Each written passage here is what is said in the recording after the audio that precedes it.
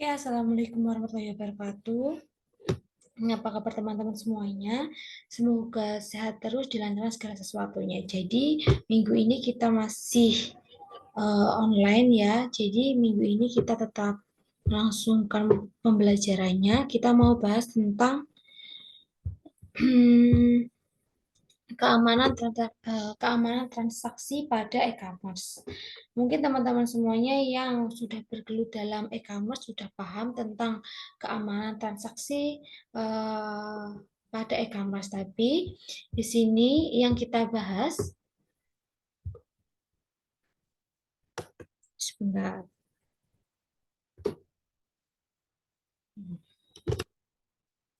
Nah, jadi yang kita mau diskusikan yang pertama tentang pengertian transaksi pada e-commerce itu sendiri, lalu sistem transaksi pada e-commerce, lalu dimensi atau metode pada keamanan e-commerce, lalu ancaman keamanan e-commerce, social engineering, dan malicious code, dan perencanaan peningkatan keamanan pada e-commerce. Jadi ini yang kita bahas pada minggu ini.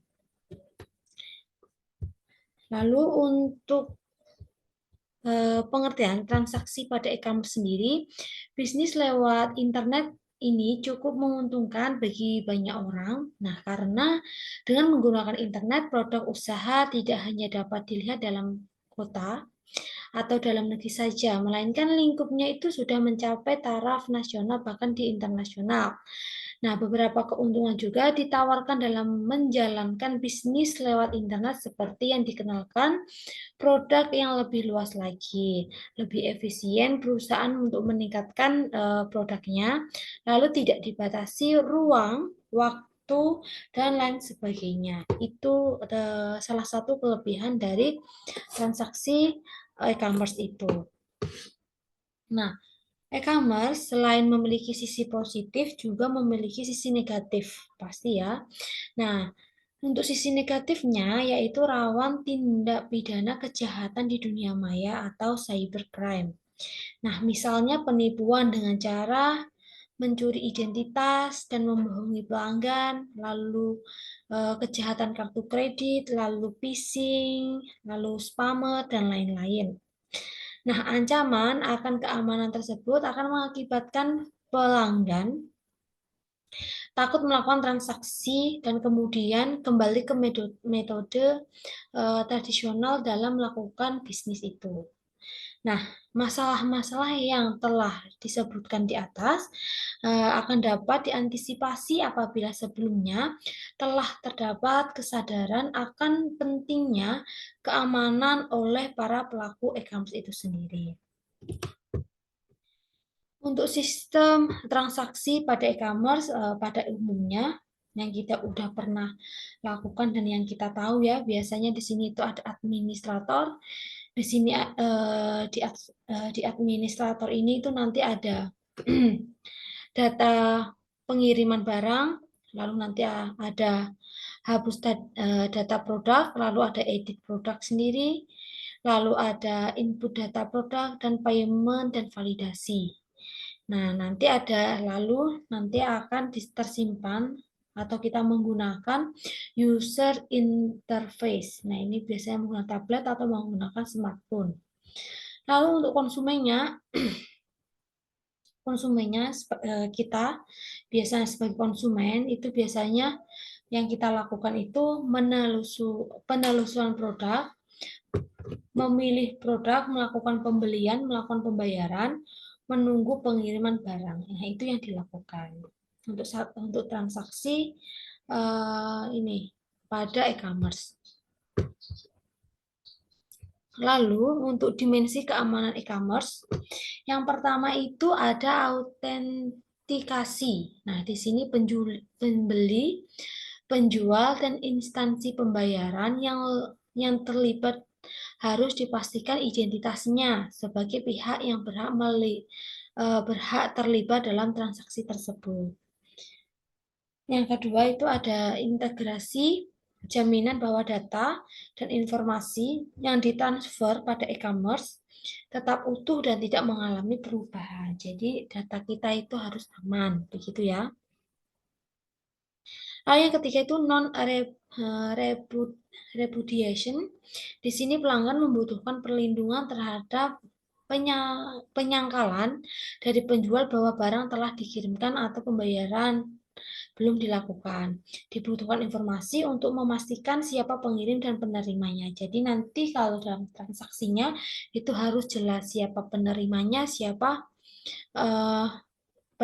siapa yang mengirimkannya, itu harus jelas seperti itu. Nah, di sini ini adalah alur ya, gambar satu ini adalah alur kerja website pada e-commerce ya. Di sini ada customer, ada e-commerce website. Nah, lalu di sini ada shopping provider, lalu ada produk database, di sini ada payment processor, di sini ada administrator, lalu masuk ke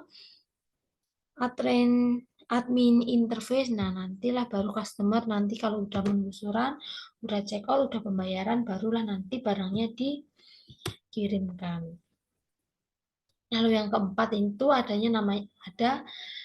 privasi atau pelanggan menginginkan agar identitas mereka itu aman. Mereka tidak ingin orang lain mengetahui apa yang mereka beli. Jadi apa yang kita beli sebagai konsumen itu harus aman. Data-data kita, alamat kita, semuanya itu harus aman. Lalu yang kelima itu ada keselamatan, yaitu pelanggan menginginkan jaminan bahwa aman untuk memberikan informasi nomor kartu kredit di internet. Jadi nomor kita yang ada di internet, yang ada di e-commerce itu dijamin itu aman, seperti itu untuk pelanggannya. Lalu ini ancaman keamanan pada e-commerce. Nah, beberapa ancaman keamanan yang sering terjadi pada website e-commerce antara lain itu credit card fraud atau carding. Nah, carding ini adalah aktivitas pembelian barang di internet menggunakan kartu kredit yang bajakan.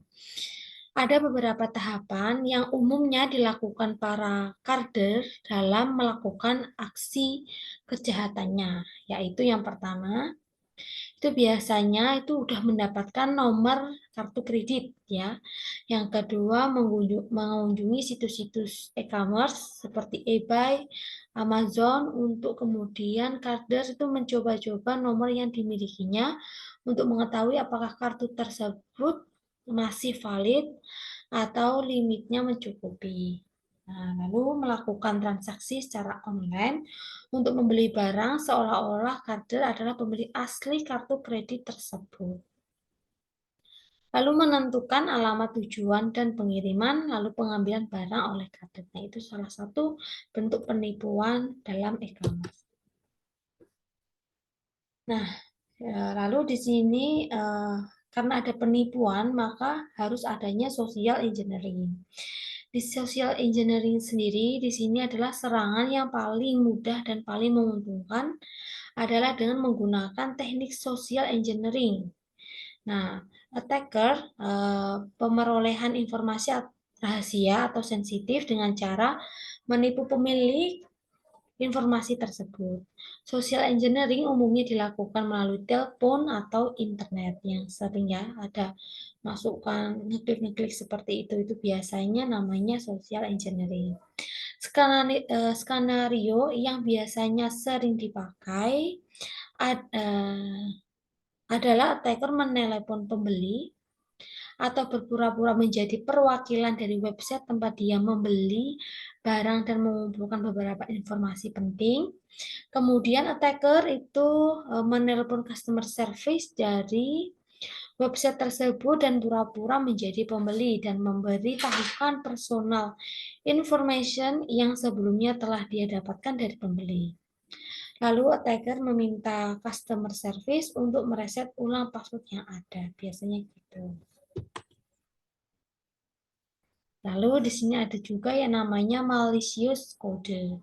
Di sini ada malicious code ini adalah suatu program baik mikro maupun script yang dapat dieksekusi dan dibuat dengan tujuan untuk merusak sistem komputer. Bentuknya dapat berupa virus, RAM atau Trojan. Apabila website e-commerce sudah disisipkan malicious kode ini, maka kemungkinan besar komputer pengunjung pun akan terinfeksi juga.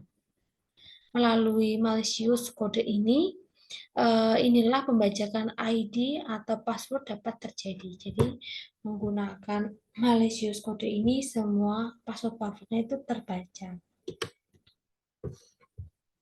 Nah, ini perencanaan peningkatan keamanan pada e-commerce. Pasti ya, semua keamanan pada e-commerce harus ditingkatkan.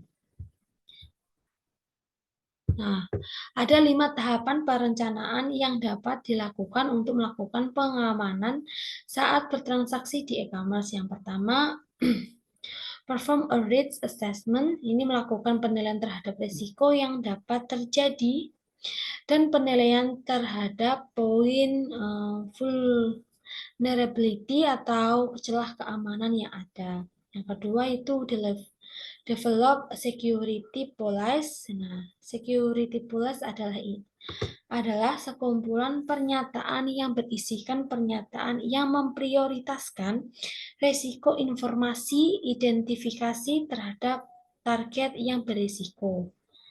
Identifikasi mekanisme untuk mencapai target tersebut. Lalu yang ketiga,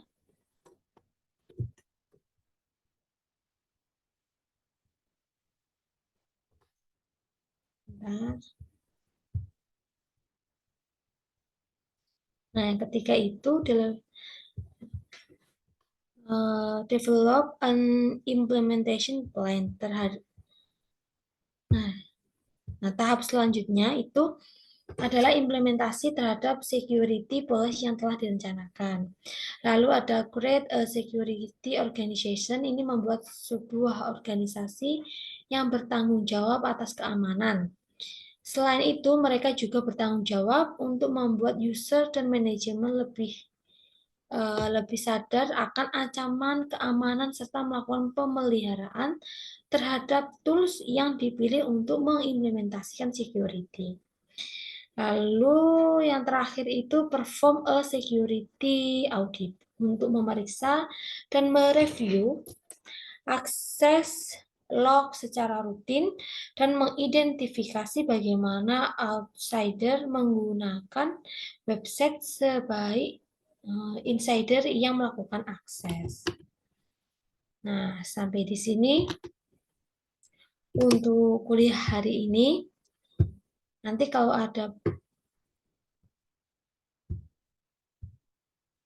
ada pertanyaan bisa ditanyakan di grup atau chat saya sendiri.